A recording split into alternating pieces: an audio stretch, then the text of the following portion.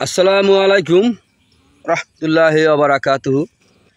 প্রিয় খামারি ভাই ও বন্ধুরা, আপনারা যে যেখান থেকে দেশ এবং প্রবাস থেকে আপনারা যারাই আমার এই ভিডিওটি দেখতে পারতেছেন, আমি সবাইকে জানাই ঘাস টিভি চ্যানেলের পক্ষ থেকে আন্তরিক শুভেচ্ছা এবং অভিনন্দন।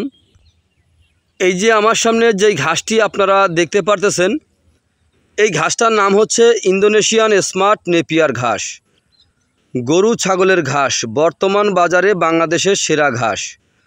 পাতাযুক্ত নরম ঘাস ইন্দোনেশিয়ান স্মার্ট নেপিয়ার ঘাস।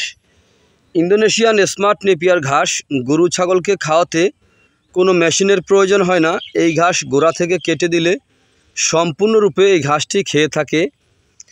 ইন্দোনেশিয়ান স্মার্ট নেপিয়ার ঘাস খাওয়ালে দানাদার খাদ্য খাওয়াতে হয় না। দানাদার ছাড়াই আপনি গরু ছাগল খুব সহজে পালন করতে পারবেন ইন্দোনেশিয়ান স্মার্ট নেপিয়ার ঘাসের মাধ্যমে।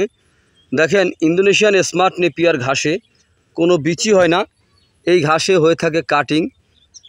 প্রথমে 4 থেকে 5টি গিটের একটি কাটিং রোপণ করলে 70 থেকে 100টি পর্যন্ত চারা প্রথমে গজিয়ে থাকে। একবার কাটার পরে কয়েক গুণ বেশি চারা গজিয়ে থাকে। ইন্দোনেশিয়ান স্মার্ট নেপিয়ার ঘাস যে কোনো সময় যে কোনো মাটিতে রোপণ করা যায়। এঁটেল মাটি হোক, বেলে মাটি হোক, দোআঁশ মাটি হোক।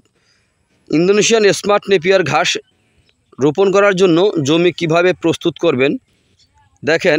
প্রথমে জমিতে ভালো করে জৈব সার ছিটিয়ে দিবেন, যেই জৈব সারটা গোবর থেকে হয়ে থাকে।